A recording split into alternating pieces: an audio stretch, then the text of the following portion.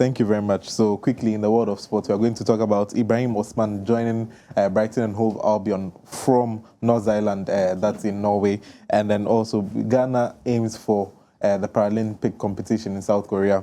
And then Arsenal sporting director, Edu, has also left Arsenal. So these are, yes. Is it not the same people who... We'll get into details when it comes to that. Right. All right, so we'll go for a short commercial break. When we come back, we have the sports in details. Don't go anywhere.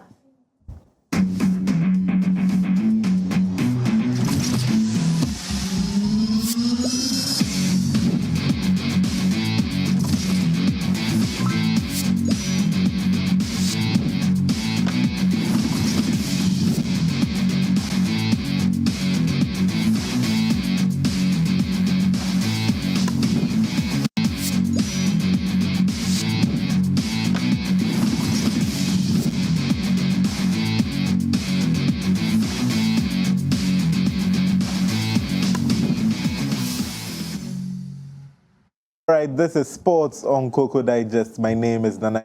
Sorry, I'm doing this today with Mimi as well after some incredible birthday wishes. So now let's talk about the stories in detail. Now, Ibrahim Osman has joined Brighton and Hove Albion in a £60 million transfer deal. It says that Ibrahim Osman has officially joined Brighton and Hove Albion in a £60 million transfer from FC North Island, effective July 1, 2024. Although the agreement was reached back in February, the Ghanaian winger has been somewhat off the radar as the summer transfer window approached. Brighton fans got their first glimpse of Osman during the preseason, where he featured in both matches of the club tour in Japan. Ibrahim Osman is currently plying his trade for Feyenoord in the Eredivisie, and this past weekend he registered a goal and 2 assists to help his team to 3 goals to 1. He also made a 30-minute appearance in their return to England against Queen's Park Rangers, that is for Brighton and Hove Albion, but was an unused substitute in their following match against Villarreal. That is for Ibrahim Osman and his transfer. So congratulations to Ibrahim Osman for permanently ending his transfer to FC North Island to Brighton and Hove Albion in a £60 million deal, I should say. Then we have Ghana aims for LA 28 Paralympic Games. Mimi, that's the one you were asking about. So 3 para-athletes and 1 official. So this time around, 3 para-athletes and 1 official have embarked on the journey to South Korea for training camp, marking the beginning of their preparations for LA 28 Paralympic qualifications. This initiative is organized by the National Paralympic Committee of Ghana in collaboration with the Korean Paralympic Committee, which aims to provide athletes with essential exposure ahead of the qualification events for the 2028 Paralympic Games. The team consists of 2 para-swimmers, Promise Aheto and Brian Akoto, along with para-badminton player Judith Edu, and media or impact official, that is Michael Obing. This program is sponsored by the National Paralympic Committee of Korea and is designed to enhance the athletes' skills through various activities, including sports academy, focusing on para-badminton, swimming, and taekwondo. Additionally, the training camp offers a unique opportunity for the team to immerse themselves in Korean culture and build valuable networks. So we have a video concerning that for you to watch.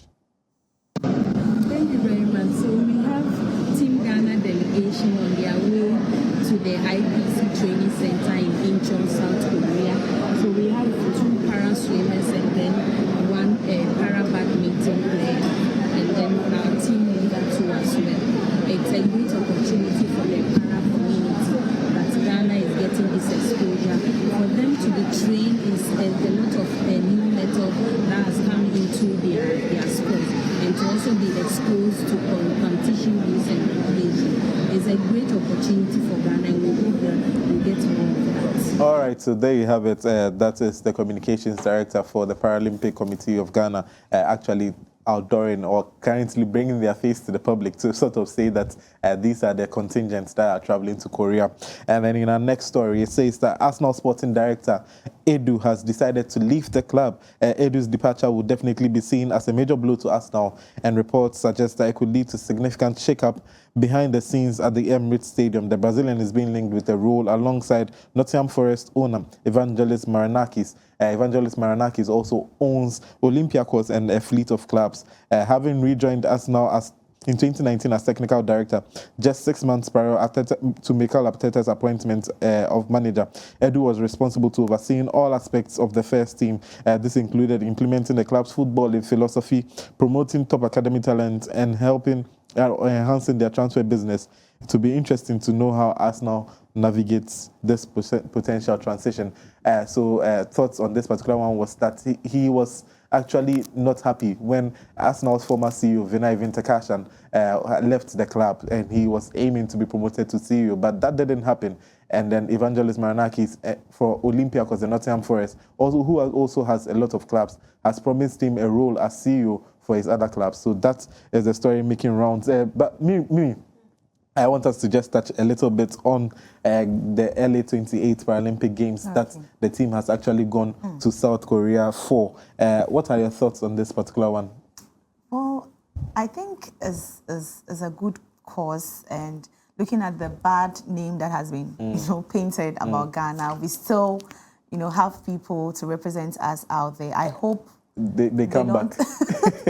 This same year, some few months back, the Paralympic team were given Schengen visa. They traveled to Norway, Oslo, for a Paralympic tournament, and then immediately they got there. They vanished. And I'm still wondering, how were they able to run? That's a bad one. No disrespect, but I mean, you know your condition. How I'm trying to talk from that defense.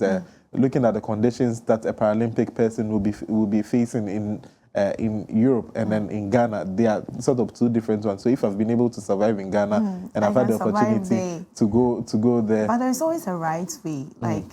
I mean, they didn't use the right, means into getting there. You were sent there to do something. So well. Anyways, we are just happy for these people. We hope they come back. Okay. I'm standing in for the many Ghanaians. Oh, they are going to come back, definitely. I think this has been brilliantly organized, and then we hope and pray that they'll come back. And I'm sure that they are going to come back.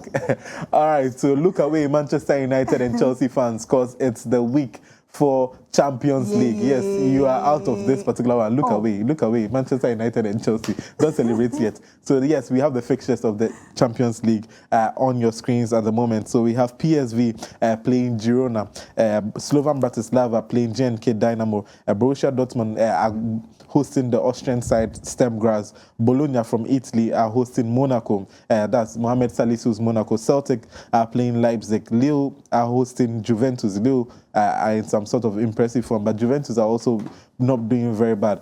Real Madrid, after their recent struggles, especially against FC Barcelona, are now going to play against AC Milan. Sporting Club de Portugal are hosting Manchester City. That'll be an interesting one. We are going to see Erling Haaland versus Victor Gyökeres in that particular one. Club Brugge of Belgium are hosting Aston Villa. Aston Villa doing very well in this particular Champions League encounter, topping the group. Shakhtar are playing Young Boys. Bayern Munich are hosting Benfica. Red Star Belgrade or Crvena Zvezda are hosting Barcelona. That will be a showdown in Serbia. That's going to be an interesting one. And Ibrahim Osman's Feyenoord are now going to be hosting Salzburg in Netherlands. Inter Milan are hosting Arsenal. Quite a cracker in that one. Paris Saint-Germain are playing versus Atletico Madrid. And Sparta Praha are now hosting Brest of France. Stuttgart are now hosting Atlanta. The German side will be hosting the Italian side, Atalanta. So that concludes the Champions League round of fixtures for this particular match week.